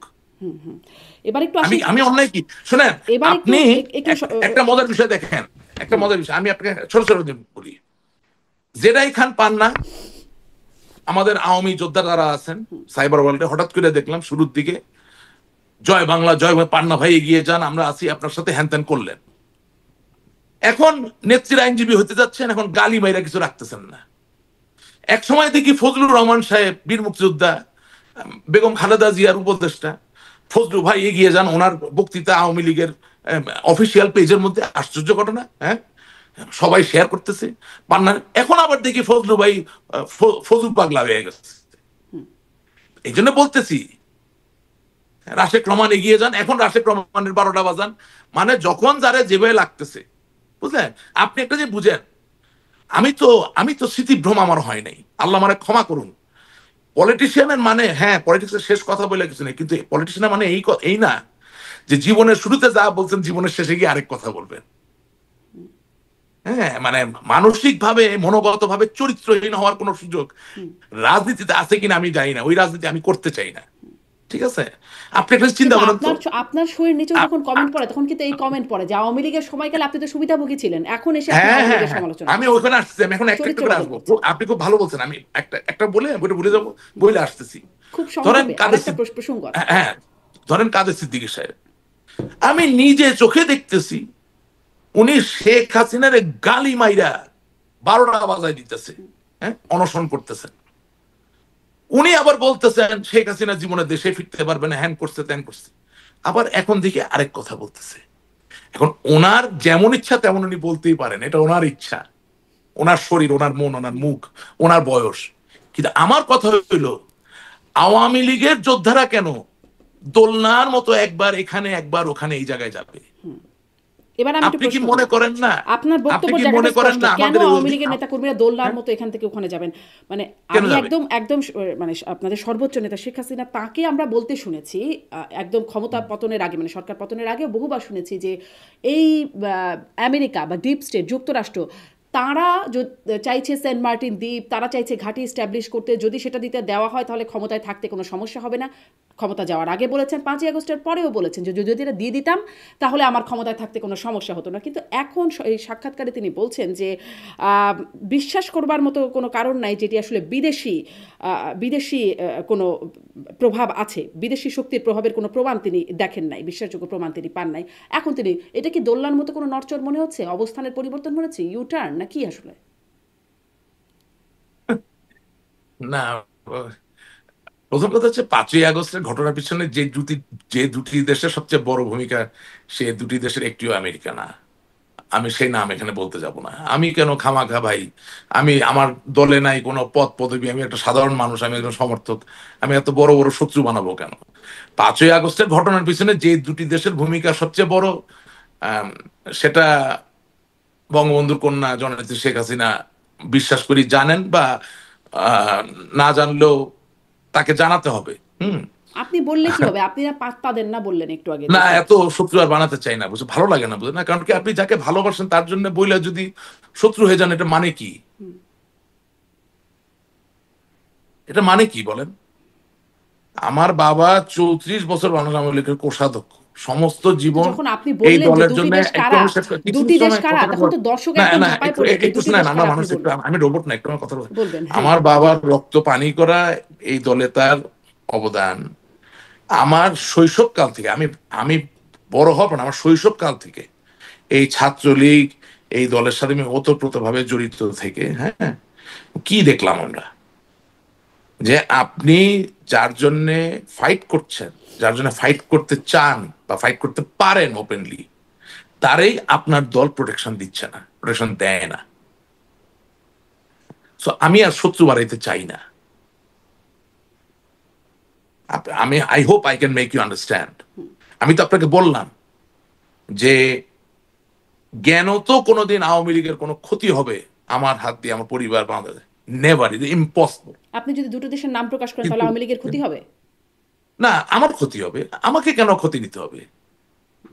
আওয়ামী লীগকে প্লেজ করেছেন যে উনি ওনার কর্মীকে প্রোটেক্ট করবেন? আমি তো তার কর্মী, আমাকে কি প্রোটেকশন আপনার কি দেওয়া হবে? বা ক্ষতি করবেন, মানে আপনি কি ক্ষতির ভয় করছেন? কেন? আমার তো অনেক ক্ষতি হয়েছে। আপনি কি কিছু জানেন না? এই যে একটু আগে বললেন যে অভিযোগ আছে, এখন আমি আপনাকে উত্তরটা দিয়ে দিই, আমার অভিযোগের উত্তর। না, কিন্তু যে সেটা আমি তো সরকারি, আছেই, আপনি না বললেন সেই না সব ছাগল পাগল তাদের না কাছে আপনি পাত্তা দেন না না। না, অনেক সরকারি সুবিধা নিয়েছে, এর উত্তর দিয়ে দিই আপনাকে, সুন্দর উত্তর দিব। বাংলাদেশের আওয়ামী লীগ সরকারের তো একটা ক্যাবিনেট ছিল, তাই না? ছিল তো, প্রত্যেক মন্ত্রণালয়ে একজন করে মন্ত্রী ছিলেন। তো সরকারি ব্যবসা বাণিজ্য দেওয়ার মালিক কারা? মন্ত্রী আর সচিব। আপনি তো মোটামুটি সবারই ইন্টারভিউ নেন, প্রত্যেককে ডেকে একবার করে জিজ্ঞাসা করবেন যে রাশেদ রহমান কোন দিন আপনার মন্ত্রণালয় আপনার কাছে কোনো কাজে গেছে। যদি কেউ বলতে পারে আমাকে, আপনি বলবেন হ্যাঁ আমি আসাদুজ্জামান খান কামাল সাহেবের কাছে বহুবার গিয়েছি। কেন গিয়েছি?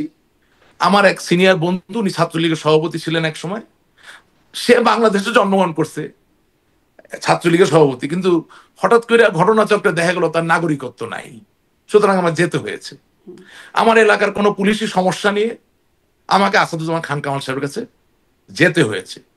এছাড়া স্পেসিফিক কোন তদবির, মানে এমনকি চাকরি বা কিছু, একটু যে কোনো মন্ত্রীকে ডেকে জিজ্ঞেস করবেন। আমি একটা সুপ্রাচীন ঐতিহ্যবাহী পরিবারের সদস্য, বিনয়ের সাথে বলতে চাই, ভালোভাবে বেঁচে থাকার জন্য কোনোভাবেই আমাদের সরকারের কাছে কোনো কিছু নিয়ে ভালো থাকার আপনি প্রয়োজন নাই। স্পষ্ট করেছেন আপনার তবে ডিফেন্সে, আপনি আপনার পক্ষ হ্যাঁ থেকে তবে দিয়েছেন, কিন্তু হ্যাঁ আপনার তবে দলের লোকেরাই এটি বলে যে আপনি আসলে হ্যাঁ বলে সুবিধাভোগী। বললাম তো, আমি আপনি আমি তো ব্যাখ্যা বললাম, দিয়েছেন। আমি তো বলছি আমার জি, দলের মাঝে আপনি একটা ব্যাখ্যা অংশ দিয়েছেন। আছে। আপনি আসলে তাহলে যেদিন কোন থেকে দুটি দেশ আমি সেটি বলবেন না। যে- যেদিন না যেদিন থেকে আমি দুর্নীতিগ্রস্ত ব্যক্তিদের বিরুদ্ধে কথা বলা শুরু করেছি, যেদিন থেকে আমি নমিনেশন বাণিজ্যের বিরুদ্ধে কথা বলা শুরু করেছি, সেদিন থেকে এই লোকগুলো এসব কথা বলা শুরু করেছে। আমি তাদের কাজটা সহজ করে দিচ্ছি। তারা যেই মন্ত্রীর বাতাস পেয়ে এসব কথা লাগবে, মন্ত্রীকে জিজ্ঞাসা করতে বলেন রাশেদ রহমান তার কাছে কোনোদিন গেছে কিনা। নেভার। আমাকে মাননীয় প্রধানমন্ত্রী বাংলাদেশের আওয়ামী লীগের জি, কিন্তু সভানেত্রী রাশেদ জনের রহমান, কাছে যে নৌকা রাশেদ দিচ্ছেন। রহমান আসলে শুনেন, একটু ওই ব্যক্তিগত ওই জায়গায় কথা না নৌকা বলে। ওই নৌকা পাওয়ার জন্য রাশেদ রহমান কোনোদিন কোনো নেতার হাত ধর্ণা দেয়নি। আমি কৃতজ্ঞ, নেত্রী আমাকে দিয়েছেন, কিন্তু আমার ওই যে বাবার ডিজিএফ পরে এর কাছে ধর্ণা দিতে আমাকে হতো। নৌকা দিচ্ছে। না, ডিজে আপনার সাথে আলাপ করতো, এটা তো বললাম তো আপনাকে, এটা তো পলিটিক্যাল একটা রং ডুইং ছিল। জি, জি, এটা তো আর আমাদের হাতে না, এটা তো আমার হাতে না। এখন ডিজিএফআই থেকে যদি ডেকে বলে আসেন চা খাই, কি বলবো আমি? জি। যে না, আমি চা আমি খাবো না। আপনার ব্যাখ্যা আপনি স্পষ্ট করেছেন। আপনি বলছিলেন যে সোশ্যাল মিডিয়া অনেক প্রচারণা চালানো হচ্ছে, অনেক আপনার পিছে লেগে যাচ্ছেন। তাতেও আপনি খুব কেয়ারও করছেন না, সেটাও আপনি না, স্পষ্ট আমি করলেন। এটা নিয়ে একদম তাহলে সেই চিন্তিত দুটো না। দেশের নাম বললে কেন সমস্যা? মানে সেখানে কেন কেয়ার করছেন? না, ওটা একটু কেয়ার করছি, কারণ হচ্ছে যে আমার যিনি দলীয় প্রধান, ওনাকে তাকে উপলব্ধিতে নিতে হবে জিনিসটা। তারপরে ওই যে যেরকম ওই যে ওই পরামর্শটা যেরকম আপনাকে দিলাম না, আচ্ছা, সেজন্য যে বললেন না। ইন্টারভিউ দেওয়ার সময় কি বলা যেতে পারে, হ্যাঁ কিছু জিনিস নিজের কাছে রাখতে হয়। আচ্ছা, ঠিক আছে। তাহলে আর জিজ্ঞাসা করছিলেন, যেহেতু আপনি বলবেন না। কিন্তু অবস্থানের পরিবর্তন বা ইউ টার্ন, আপনি বলছেন দুটা দেশ দায়ী, কিন্তু আমেরিকা না। কিন্তু এটা তো আপনি শুনেছেন যে বহুবার খোদ প্রধানমন্ত্রী থাকা অবস্থায় শেখ হাসিনা বলেছেন, তারপরেও বলেছেন, আপনাদের দলের নেতারাও বেশ উচ্চকিত কণ্ঠে এটা বলেছেন যে মার্কিন যুক্তরাষ্ট্র ডিপ স্টেট না, নির্বিশেষে। আমাদের এখন এসে কি দলের ইউ-টার্ন? নেতা ইউ-টার্ন? আমাদের দলের নেতা কর্মীদের ভিতরে তিনটি ভাগ আছে। তিনটি ভাগ আছে। একটি ভাগ একেবারেই নিঃশর্তভাবে কোনো যুক্তি তথ্য প্রমাণ ছাড়া নৌকাটাকে ভালোবাসে, আওয়ামী লীগকে ভালোবাসে, বঙ্গবন্ধুকে ভালোবাসে, জননেত্রী শেখ হাসিনাকে ভালোবাসে, পয়েন্ট ব্ল্যাঙ্ক ক্লিয়ার। আরেকটি ভাগ আছে 15 বছরে একটি বিশাল বড় দুষ্টু চক্র আওয়ামী লীগের ক্ষমতার আস্বাদ বা এর যে মধু সেটা পেয়েছে, এবং স্বাভাবিকভাবেই সম্প্রসারিতভাবে এই মধু পাওয়ার কারণে তারা এখন নতুন করে অন্য কোনো জায়গায় জায়গা না করে করে ফেলতে পারার কারণেই এখানে থেকেই তারা স্বপ্ন দেখছে যদি আমরা ফিরে এসে আবার নতুন করে মধু খেতে পারি। তাই যারা এই মধু খাওয়ার বিরুদ্ধে কথা বলে তাদের বিরুদ্ধে তারা কথা বলে, এটা একটা অংশ। আর আরেকটা অংশ উপরে যেটা আছে সেটা হচ্ছে অ্যাবসলিউটলি ইমেচিওর একটা পলিটিক্যাল এজেন্সি দাঁড়ায় গেছে, বুঝলেন না? আপনি মনে করেন আওয়ামী লীগের বিজয়ের সময়গুলো দেখবেন, আওয়ামী লীগের বিজয় হয়েছে আহ সৈয়দ আশরাফ সাহেব, আওয়ামী লীগের বিজয় হয়েছে আব্দুল জলিল সাহেব, আওয়ামী লীগের বিজয় হয়েছে আমাদের প্রয়াত রাষ্ট্রপতি জিল্লুর রহমান সাহেব যখন সাধারণ সম্পাদকের দায়িত্বে ছিলেন, হ্যাঁ এইসব লোকের হাত ধরে। সুতরাং আর যা আপনি দেখতেছেন এরা তো আর জনগণের খুশিতে বা জনগণের ব্লেসিং এ হন নাই। ওনারা একটা 15 বছরের একটা ভ্রান্ত একটা আইডিয়া, একটা মডেলের মধ্যে দিয়ে বড় বড় নেতা হয়ে গেছেন। ছাইরা দেন, দেখেন 2 মিনিট টিকতে পারবে না। আমি তো বললাম আওয়ামী লীগের অনেক বড় বড় নেতারা আমার সাথে দিয়ে দেন না একটা ভোটে, এখন দেখেন কয়টা ভোট পায়। আমি টামি ভোট তো আর এটার আসল ধারক বাহক হইতে পারে না। লেটস টেক এ স্ট্যাটিস্টিক্স, নিলে বাইরে যাবে, কোথাও টিকতে পারবে না, এটা বাস্তবতা। নিজের ঘরেও টিকতে পারবে না, কারণ মানুষ তো ভালো না, তো ঘরে টিকবে কিভাবে? আর তার থেকে বড় কথা কি, দেখেন আমরা কতগুলো কথা বলার চেষ্টা করি। নানক ভাই যুবলীগ ছাত্রলীগ সবকিছু করে দলকে ভালোবাসেন, ত্যাগী মানুষ, কোনো সন্দেহ নাই, দলকে ভালোবাসেন, কোনো সন্দেহ নাই। কিন্তু আপনি একদিকে মার্কিন যুক্তরাষ্ট্রকে দায়ী করলেন, আবার বলতেছেন এখন করতেছেন না। আরেকদিকে মার্কিন যুক্তরাষ্ট্রের রাষ্ট্রদূত মার্শা বার্নিকেটের গাড়িতে হামলা করার মামলার আপনি 1 নম্বর আসামি হিসেবে আছেন। সেই অবস্থায় যখন আপনি আন্দোলনের ডাক দিচ্ছেন, মার্কিনীদের যদি আপনার প্রয়োজন হয়, তাহলে আপনাকে চিন্তা করতে হবে যে এটার প্রভাব কি পড়বে। এখন এটা বুঝায় বলার সুযোগ তো আমার নাই, কারণ ডোনাল্ড ট্রাম্পের কাছে Marcia Bernicat was appointed by the Democrat government, then doesn't matter, because once you're a US ambassador, you bear the flag of United States of America. So Benghazi হোক, ত্রিপলি হোক, আলজিয়ার্স হোক, ঢাকা হোক, দিল্লি হোক, wherever, if a US ambassador is attacked এবং ওই ব্যাপারটা যদি resolve না হয়, না কইরা আপনি তারে দিয়ে যদি বারবার আন্দোলন ডাকতে থাকেন, এটা তো গোপনে প্রতিবেদন চলে যাচ্ছে স্টেট ডিপার্টমেন্ট থেকে। তাহলে মার্কিনীদেরকে আপনি পক্ষে আনার কাজটা কিভাবে করতেছেন? এখন কি আমি কিন্তু এই অবস্থান পরিবর্তনটা পক্ষে আনার জন্য কাজ করা বলছেন, হতে পারে নাকি? উচিত, দরকার, অবশ্যই। আপনি বৈশ্বিক পরিবর্তন এবং বাংলাদেশের সেনাবাহিনীতে পরিবর্তন না আনলে ফিরবেন কিভাবে? একদম খোদ শেখ হাসিনা থেকে শুরু করে বাকিদের যে বক্তব্য, সেটাও তো রেকর্ডেড। গেলাম না, মানে আটলান্টিক পার হয়ে না গেলে কি হবে, যাবে আসবে, এমন বক্তব্য এসেছে। হ্যাঁ হ্যাঁ, না ওটা ঠিক আছে, ওটা শুনেন, ওটা আপনাকে বলি যে সিরিয়ার যে এখন ইয়ে নাম কি, সিরিয়ার ওনার নাম কি জানি, নামটা ভুলে গেছি আমি আসলে। হলো ওই যে এখন, হ্যাঁ, না পদচ্যুত না, আসাদ না, বাশার আসাদের পরে যে মার্কিন যুক্তরাষ্ট্রের মোস্ট ওয়ান্টেড ছিল, সেও তো এখন মার্কিনীদের সাথে বসতেছে না, তালেবানরাও তো বসতেছে। হ্যাঁ, অনেক কিছু পরিবর্তিত হয়, হবে না কেন, কিন্তু সবসময় গ্যাম্বল তো করা যাবে না।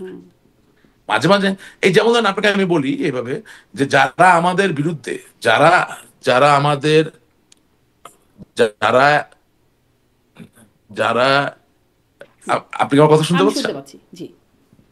হ্যালো, আমি কিন্তু শুনতে পাচ্ছি। জি জি, পাচ্ছি। যারা আমাদের বিরুদ্ধে, তারা দেখেন, হ্যাঁ, যারা আমাদের বিরুদ্ধে তারা এখন কি করছে আপনি দেখেন, তারা গ্রামীণ ব্যাংকে ককটেল মারছে বা পেট্রোল বোমা মারছে। ওরা কিন্তু আমাদের বিরুদ্ধে, আমাদের দলের না। কেন মারছে বলেন তো? কারণ নোবেল প্রাইজটা তো ডক্টর ইউনূস একা পায় নাই, ডক্টর ইউনূস এবং গ্রামীণ ব্যাংক যৌথভাবে নোবেল প্রাইজ পেয়েছে। এখন ডক্টর ইউনূস যেদিন বাংলাদেশের চিফ অ্যাডভাইজার হলেন, তিনি শতপ্রণোদিত ভাবে মেনে নিলেন যে রাজনীতিতে তিনি প্রবেশ করেছেন। এখন রাজনৈতিক প্রতিপক্ষ তাকে গালি দিতে পারে, তার ব্যাপারে প্রতিবাদ করতে পারে, আন্দোলন করতে পারে, কিন্তু গ্রামীণ ব্যাংক তো একটা ইনস্টিটিউশন, ও তো জড়ো, তার তো কোনো প্রাণ নাই, এবং বিদেশের চোখে এটা হচ্ছে গরিবের সংগঠন এবং কি নোবেল প্রাইজ পাওয়া সংগঠন। তো যখন আমাদের শত্রুরা চালাকি করতেছে কি, আওয়ামী লীগের নাম দিয়া গ্রামীণ ব্যাংকের মধ্যে হামলা করে দিচ্ছে, কইরা তারাই আবার গোপনে ছবি, গোপন প্রতিবেদন বানায় ইউরোপের বিভিন্ন জায়গায় পাঠাচ্ছে, দেখো আওয়ামী লীগ ইজ ইনফ্লিক্টিং, ওই যে ওয়ার্ডটা, inflicting harm on an institution which is called Grameen Bank, which is actually for the poverty-stricken people of Bangladesh. So আমাদের কিন্তু চিন্তা করতে হবে যে আমরা যাতে কোনো ফাঁদে না পড়ি। আমরা কিন্তু বিভিন্ন ফাঁদে পড়তেছি। এরকম ভাবে ফাঁদ কি আপনারাও পাততেন যখন ওই যে 14-13-14-তে যখন মানে আগুন সন্ত্রাস? না, সেটা না বোধহয়, আমি এটা বিশ্বাস করতে চাই না, মনে হয় না, এটা আমি জানি না এভাবে, বাট মনে হয় না। আচ্ছা, এখন তো হিংস্রতা দেখে মনে হচ্ছে তারা আসলে এগুলা করেছে। যে হিংস্রতা আমি দেখলাম, যেভাবে তারা হত্যা, নাশকতা, অগ্নিসংযোগ এসব করছেন, তাতে করে 2015-তে করেন এটা আমি বিশ্বাস করবো না কেন, 2013-তে করেন এটা বিশ্বাস করবো না কেন? করেছেন তো। এখন আমাদের হ্যান্ডলিংটা ভুল ছিল, হ্যান্ডলিংটা ঠিক ছিল না।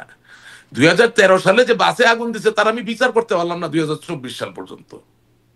বিশ্বাস করে আমাদের কাছে ক্ষমতা আপনি বলছেন থাকতো, যে তখনও আপনারা করেন নাই, এখনো আপনারা করছেন না। বলতেছি তো, আমার যে ক্ষমতা থাকতো, যেই পিপি সাহেব ওই ওই ওই মামলাকে কাজে লাগায় নিজের ঘর বাড়ি বানাইছে, টাকা পয়সা ঘুষ খাইছে, আমি তারা চাপ খাইতাম ধইরা। কারণ তুমি শত শত লোককে বিচার না দিয়া ঝুলাই রাখছো, ঝুলাই রেখে ওখান থেকে টাকা ইনকাম করছো, আর মাঝখান দিয়ে আওয়ামী লীগের পরে মানুষের রাগ বাড়ছে। তোমার দায়িত্ব ছিল, তোমার পবিত্র দায়িত্ব ছিল, মামলা হইছে, তদন্ত হইয়া চার্জশিট জমা পড়ছে, তুমি মামলা চালাইয়া রায় পর্যন্ত নিয়ে যাবা। কি 50 জন আসামি ছিল, ঠিক আছে, 5 জন দোষী সাব্যস্ত হলেন, 45 জন বেকসুর খালাস, তারা সুস্থ জীবনে চলে যাবে। তুমি কি করছো? তুমি বদমাইশ, সারা তুমি বদমাইশ।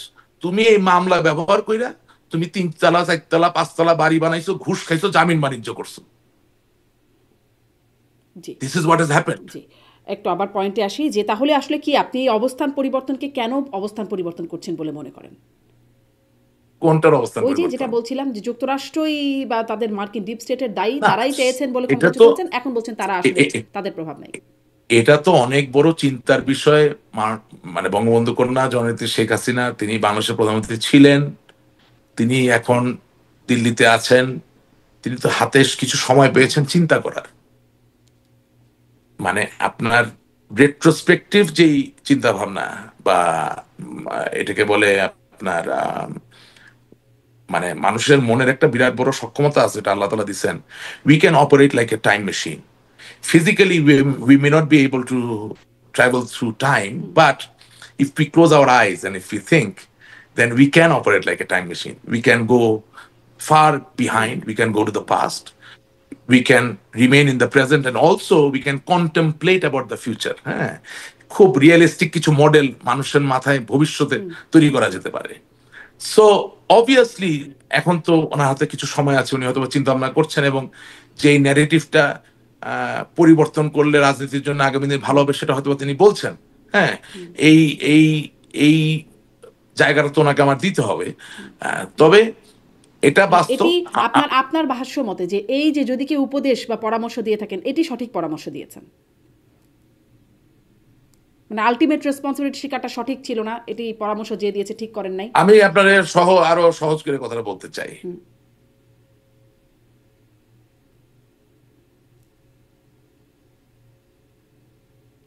বলেন। হ্যাঁ, এটা চিন্তা করে বলতে হবে, কোনো আজে বাজে কথা বলা যাবে না, মানে মানে গুরুত্বপূর্ণ কথা বলতে হবে। সেটা হচ্ছে যে আপনি যখন কারো অভিভাবক, তখন আপনি পারেন বলেই করবেন এটা হতে পারে না। আপনি পারেন কিন্তু আপনি করবেন না। আপনি বলতে পারেন কিন্তু বলবেন না, এই জায়গাটায় থাকতে হবে। যদি এখনকার বক্তব্য ওরকম হয়ে থাকে তাহলে ভালো, কাজে লাগবে। আগের বক্তব্যটা ভুল ছিল। কারণ হ্যাঁ, কারণ 15 মাসে প্রতিটা ন্যারেটিভ তো মিথ্যা প্রমাণিত হয়েছে, কোনটাই তো আমরা দাঁড়া করাতে পারিনি। 15 মাসে যতগুলো ন্যারেটিভ সাইবার ওয়ার্ল্ডে এসেছে, আমাদের তো এখন আসলে অন গ্রাউন্ড ওইভাবে অবস্থান নাই এখনো। হ্যাঁ, 15 মাসে যতগুলো ন্যারেটিভ এসেছে প্রত্যেকটাই ভুল তাহলে প্রমাণিত রাশিদ হয়েছে। রহমান, এগুলো কি ন্যারেটিভ নাকি ফ্যাক্ট? না, ন্যারেটিভ, এগুলো ফ্যাক্ট না। ফ্যাক্টকে তো আপনি মানে ইউ ওইটা ক্যানট তাহলে রিয়েলি, ফ্যাক্ট না যে ইউ সেন্ট মার্টিন দিলে বা ঘাটিগাড়তে দিলে তিনি ক্ষমতায় থাকতে পারতেন, ওটাও একটা ন্যারেটিভ ছিল, এখনো একটা আচ্ছা ন্যারেটিভ। ভাই, সেন্ট মার্টিনে আপনি ঘাটিটা কেমনে বানাবেন? সেটা আমি জানি না, সেটা সেন্ট মার্টিনে, আপনাদের বলতে আচ্ছা আমি বলি, সেন্ট মার্টিনের সাইজ কি, আর ওখানে সমুদ্রের নাব্যতা কি, ওখানে কি ট্রাফিক জোন, এগুলো এটা কিভাবে আপনি কি ঘাটিটা বানাবেন বলতো? একটা ঘাটির থেকে তো কিছু একটা করতে পারতে হবে, তাই না? তা আপনি যখন ইন্টারকন্টিনেন্টাল ব্যালিস্টিক মিসাইল নিয়ে আসবেন এই জায়গায় বসানোর জন্য, আপনার যেই ড্রাফটের জাহাজ আসবে, এটা কি, এটা এই আলাপটা এটা আমরা কেন করতে যাব? মানে এটা করতে যাবেন না, এটা করা হয়ে গেছে ইতোমধ্যে সেখান না, মানে থেকে। হ্যাঁ, মানে বলছি যে what good is Saint Martin for except ecotourism? Ecotourism ছাড়া সেন্ট মার্টিন আর কিসের জন্য ভালো? তাহলে আমি এক লাইনে শুনি, তাহলে সেই ন্যারেটিভটা ভুল ছিল না, এখনকার ন্যারেটিভটা ভুল, না কোনটা সঠিক সেটা একটাই, আমি বলবো একটাই ন্যারেটিভ সত্য। সেটা বাংলার জনগণ, বাংলার জনগণ, বাংলার জনগণ, বাংলার জনগণ আপনার সাথে থাকলে আপনার কাউকে লাগবে না, একটাই ন্যারেটিভ সত্য। না, কিন্তু দুটা ন্যারেটিভ শোনেন, আপনাদের কাছ থেকে আসছে বা অনেকে সর্বোচ্চ আছে মহল থেকে আসছে রাশিদ বক্তব্য দেয়, রহমান, দুটো অনেকে ন্যারেটিভ। না এই না দুটো আমি বলি ন্যারেটিভ অনেকে, কন্ট্রাডিক্টরি, কোনটা ঠিক? শুনেন শুনেন অনেকে আছে বা বলে যে 1969 সালের আগরতলা ষড়যন্ত্র মামলায় যেরকম বঙ্গবন্ধুকে বের করে নিয়ে আসা হয়েছিল, ঠিক একইভাবে আমরা একই কাজ করব। হ্যাঁ, তা আমি সেই জায়গায় বলি যে আপনারা এই কাজটা কেন করতেছেন? বঙ্গবন্ধুর জায়গাটার সাথে আপনি কেন এখানে নিয়ে আসতেছেন? বঙ্গবন্ধুর যে আওয়ামী পরিষদ ছিল তার বিরুদ্ধে তো দুর্নীতির কোনো অভিযোগ ছিল না। কিন্তু আমার সেখানে প্রশ্নটা এখানে জেলের তালা করছিলাম যে ভেঙে, কোন ন্যারেটিভটা ঠিক না আপনার মনে হয়? না আমি বলি যে সেখানে জেলের তালা ভেঙে ওনাকে বের করে নিয়ে আসবে, এটা তো স্বাভাবিক। জননেত্রী শেখ হাসিনাকে হয়তো ফিরিয়ে আনবে, কিন্তু তার আশেপাশে যেগুলো আছে ধরেন, যেগুলাকে নিয়ে এই সমস্যা তৈরি হয়েছে, তাদেরকে নিয়ে তো আপনি কোনো ঘটনা ঘটাতে পারছেন না, এটা তো বাস্তবতা। হ্যাঁ, তো এখন ঘটনা হচ্ছে যে সবই তো একটা ন্যারেটিভ, এটাও তো একটা ন্যারেটিভ যে আমি 1969 সালের মতো একটা বিপ্লব ঘটায় ফেলবো। ওয়ারেজ আপনি যদি এভাবে চিন্তা করেন, আপনি যেভাবে চিন্তা করেন একেবারে নির্মোহ বিশ্লেষণে আপনি যদি যান, তাহলে দেলোয়ার হোসেন সাঈদী যুদ্ধাপরাধী, তার যখন বিচার হইলো, রায় হইলো, তার তো মৃত্যুদণ্ড দেওয়া হয়নি, তাকে যাবজ্জীবন কারাদণ্ড দেওয়া হয়েছিল। সেই রায় হওয়ার পরে 130 জন লোক দেখলাম পুলিশ আর বিজিবির সামনে দাঁড়ায়া আত্মাহুতি দিল, মানে নিজেরা গুলি খেয়ে মারা গেল। ওরকম একটা মামলার আবার আমিও আসামি, আমি নাকি 2013 সালে জামাতের শিবিরের কোন নেতা না কর্মীকে গুলি করছে। আশ্চর্য সব ঘটনা। হ্যাঁ, ওই দেলোয়ার হোসেন সাঈদীর রায়ের সময় যে চাঁদে যে দেখেন না এরকম। তো তাইলে আপনি যে 13 নভেম্বর ডাকলেন, কার সাথে আলাপ আলোচনা করে আপনি নভেম্বর মাসে ডাকলেন? নভেম্বরের 13 তারিখে না ডেকে আপনি 17 তারিখেই ডাকতেন। দেলোয়ার হোসেন সাঈদীর ক্ষেত্রে 130 জন প্রাণ দিল, তা আমার নেত্রীর ব্যাপারে আপনি যখন আন্দোলন ডাকতেছেন, তাহলে একটা লোকের পা ভাঙার গল্প তো আমি এখনো ঘটনা শুনতে পারি নাই। তার মানে কি যে আপনার উচিত ছিল 7 দিন 10 দিন ধরে একটা জিনিস না টেনে একদিনেই এমন প্রতিবাদ করবেন, প্রতিবাদ শব্দটা হচ্ছে প্রতিবাদ, যেটা বাংলার প্রতিটা ঘরে ঘরে চলে যাবে। 13 তারিখের কর্মসূচি কিন্তু সফল, মানুষ স্বতঃস্ফূর্ত ভাবেই কিন্তু তারা নিজেদেরকে ঘরে রেখেছিল। কিন্তু প্রশ্ন হচ্ছে যে আমি 13 তারিখে না করে আমি 17তে করব, নাকি 11তে করবো, না 12তে করবো, না 14তে করবো। এবং আপনার এই অনুষ্ঠানে আমি এর আগে একটা কথা বলেছিলাম, একজন ভালো জেনারেল শুধু যুদ্ধে জয়ী হন না, একজন ভালো জেনারেল যুদ্ধে যাওয়ার পরে তার প্রাণ প্রিয় সৈনিক ভাইরা যাতে অকাতরে প্রাণ না দেয় সেটাও নিশ্চিত করার চেষ্টা করেন। তার মানে এটা নিশ্চিত করার শব্দটা নাম হচ্ছে, ইংরেজিতে বলে আমি এই স্ট্র্যাটেজি, এই প্রসঙ্গেই তাহলে একটু আসি, বাংলা আপনি হচ্ছে কৌশল। কর্মসূচির কথা বলছেন, এই প্রসঙ্গেই আসি, যদিও আমি সেই প্রশ্নের উত্তর পেলাম না। যুক্তরাষ্ট্রের তৎপরতায় আওয়ামী লীগের পতন, এই ন্যারেটিভ ঠিক, নাকি যুক্তরাষ্ট্র বা বিদেশি শক্তির না কোনো এটা প্রভাব ঠিক নাই না, এই ন্যারেটিভ ঠিক? কোনটা না এটা ঠিক না, কোনটা ঠিক? কোনটা এটা ঠিক? ঠিক না। কোনটা ঠিক? জনগণ আমাদের বিপক্ষে চলে গেছিল। হ্যাঁ, মানে যুক্তরাষ্ট্রের তৎপরতাই আসলে এটা, মানে যুক্তরাষ্ট্রের সংশ্লিষ্টতা সেটি আসলে নাই। যুক্তরাষ্ট্র কিভাবে সারা দেশের মানুষকে আমার বিপক্ষে নেবে? না, আমি আসলে প্রশ্ন, আমি আপনার যুক্তরাষ্ট্র তো হুডিনি না, জুয়েলাইস না, আচ্ছা, তার মানে বর্তমানে যেই ন্যারেটিভটা পিসি দিচ্ছেন সরকার না। হ্যাঁ, সাবেক প্রধানমন্ত্রী, সেটি ঠিক? জনগণ আমাদের বিপক্ষে চলে গেছে। সহজ করে বলেন না। বর্তমানে যেটা আমি বলছেন খুব সেটা সহজ ঠিক করে না উত্তর আগে দিচ্ছি। যেটা বলেছেন সেটা ঠিক? 5ই আগস্ট জনগণ আমাদের বিপক্ষে ছিল। আচ্ছা, ঠিক আছে, বুঝলাম যে এই বিষয়টা আপনি বলবেন না আর। একটু আসি যে আপনি কর্মসূচিগুলোর কথা বলছিলেন, সামনেও বলছেন যে সাবেক প্রধানমন্ত্রী পুত্র সজীব অজিত তিনি বলছেন যে যদি নির্বাচনে অংশগ্রহণ করতে না দেওয়া হয়, যদি ব্যান না তুলে নেওয়া হয়, তাহলে সামনে কর্মীরা আরো সহিংস হতে পারে, এরকম একটা বার্তা বা হুমকি তিনি দিয়েছেন। আপনি এটিকে কিভাবে দেখেন? না, আপনাকে তো সবসময়, ওনার সাথে তো আমার এই বিষয়ে কোনো দ্বিমত নাই। আপনাকে তো আমি সবসময় বলেছি যে আহ, যে বাংলাদেশের রাজনীতিতে ভারসাম্য থাকতে গেলে আওয়ামী লীগকে লাগবে, সেটা আওয়ামী লীগ বিরোধী দলই হোক আর সরকারেই থাকুক। এত বৃহৎ একটা অংশকে বাদ দিয়ে আসলে কোনো নির্বাচন আহ, সঠিক হয়েছে এটা মেনে নেওয়ার কোনো বলারও কোনো কারণ নাই। তবে আমি বর্তমান পরিস্থিতিতে যা বুঝি যে ওরা আমাদেরকে নির্বাচন করতে দেবে না, এবং আমরা নির্বাচন প্রতিহত করার চেষ্টা নিশ্চয়ই করব, এবং এর বিরুদ্ধে তো আন্দোলন করার চেষ্টা করা হচ্ছে, সবই করা হচ্ছে, কিন্তু নির্বাচনটাও হবে। তবে এতটুকু বলতে পারি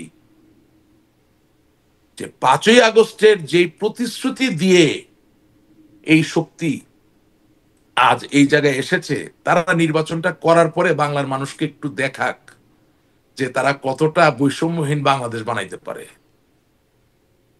এটা আমি দেখতে চাই। আমি দেখতে চাই এই কারণে যে আমি মানুষের নাগরিক। যে কোনো অবস্থায় বাংলাদেশ যদি ভালো হয়, আমি নিজে সেটা না করতে পারলেও আমার মনে কোনো ক্ষেত থাকবে না।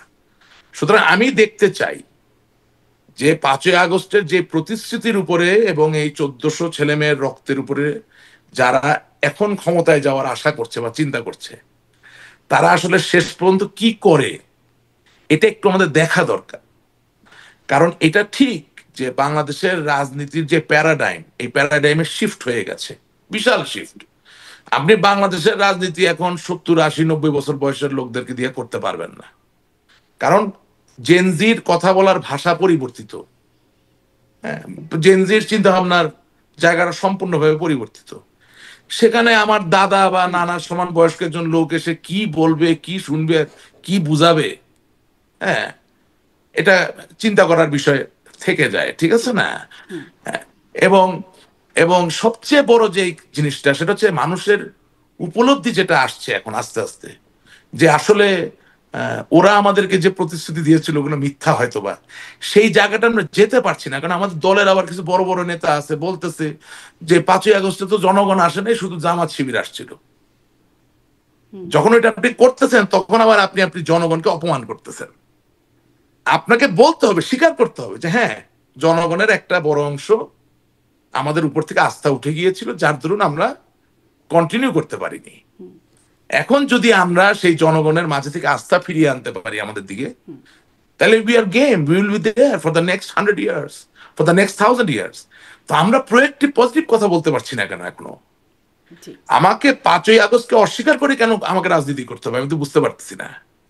আপনি একটা জিনিস খেয়াল করবেন, জি সম্প্রতি অবশ্য সজীবদের আজকে জয়ের আমি একটা, বক্তব্যে কিছু দেখা যাচ্ছে যে ছাত্রদের হ্যাঁ, কিছু ক্ষোভ ছিল, সেটি তো ছিলই, কিছু সম্পৃক্ততা ছিল, সেটির বিষয়েও তিনি বলছেন ভারতীয় গণমাধ্যমকে দেওয়া সাক্ষাৎকারে। আমি কে আসলে কে তার সজীবদের জয়ের কথা বলছি, তার হ্যাঁ আরেকটা হ্যাঁ প্রসঙ্গ শুনুন, নিয়ে, তার বক্তব্যের আরেকটা প্রসঙ্গ, সেই সাক্ষাৎকারের একটা প্রসঙ্গ নিয়ে একটু জিজ্ঞাসা করি। সম্প্রতি ভারতীয় গণমাধ্যমে এসেছে যে দিল্লিতে যেই জঙ্গি হামলা হলো সেখানে বাংলাদেশের মাটি ব্যবহার করে সেই প্ল্যানিং বা ব্যবস্থাপনা হয়েছে, এটি সজীবদের জয় একটা সাক্ষাৎকারে বলছেন।